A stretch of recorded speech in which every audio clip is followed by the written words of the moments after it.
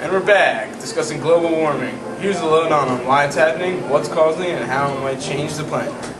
Yes, Earth is already showing many signs of worldwide climate change.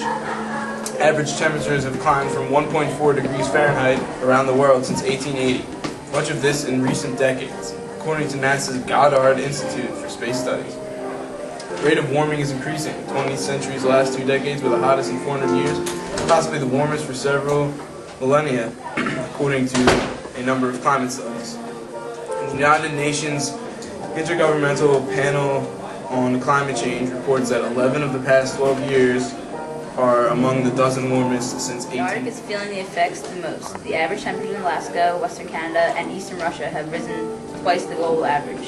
According to the multinational Arctic Climate Impact Assessment Report, compiled between 2000 and 2004, Arctic ice is rapidly disappearing, and the region may have its first completely ice-free summer by 2040. Polar bears and indigenous cultures are already suffering from the sea ice Glaciers loss. and mountain snows are rapidly melting. For example, Montana's Look up, Glacier dude. National Park now has only 27 glaciers versus 150 in 1910. In the northern hemisphere, thaws also come a week earlier in the spring and freezes begin a week later.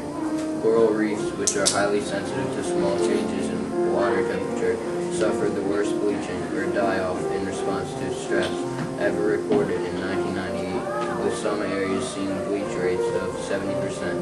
Experts expect these sorts of events to increase in frequency and intensity in the next 15 years as sea temperatures rise.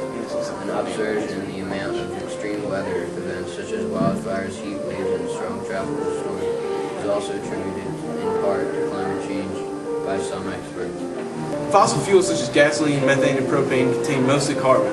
When these fuels are burned, they react with oxygen and produce carbon dioxide. Because of our heavy use of fossil fuels, the amount of carbon dioxide in the atmosphere has been increasing since the Industrial Revolution. The destruction of forests, which use carbon dioxide, also contributes to the increase in carbon dioxide.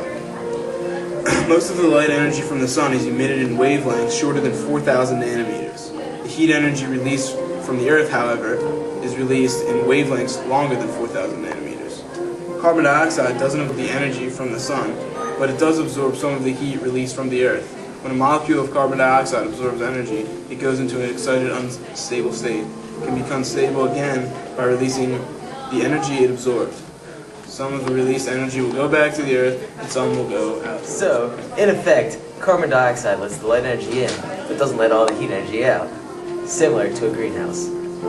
Currently, the amount of carbon dioxide in the atmosphere is increasing at the rate of about 1 part per million year.